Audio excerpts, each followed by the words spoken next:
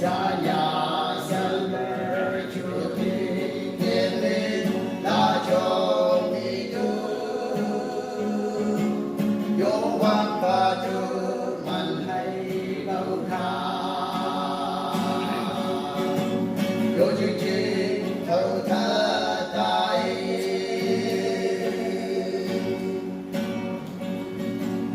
vô chương trình thâu ba câu bằng mà bài bên đi mi âm ân dù chính lắm ngày ta ba bần khổ như trái ban bằng hoa trái trình như năm hôm man ma trình ma cha chữ lớn kim ta ơn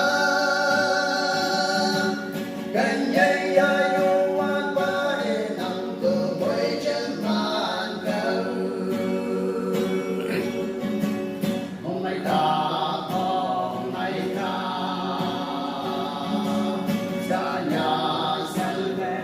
chúa thiên thiên liên đã cho mi tu vô an và tu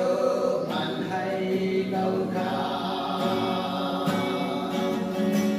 vô chương trình thâu tha tài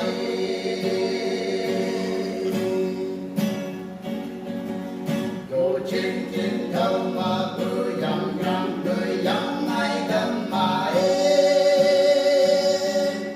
vô quan ba dân la ngay đâm đi nhi dung ban ngân thâu bằng ai dù chính ta và mình lấy ban bằng và cơn chim chắc muôn bao quăng bông ngọc cổ phố đi tu mình hôm nay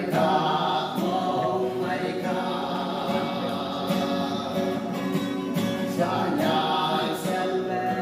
chúa thiên thiên liên đã cho mi tu vô quan và tu mình hay câu ca vô chương trình câu ca tài chân như âm ma say la thầy đi quay đi em mong bờ sông dòng san trong chính nhất chính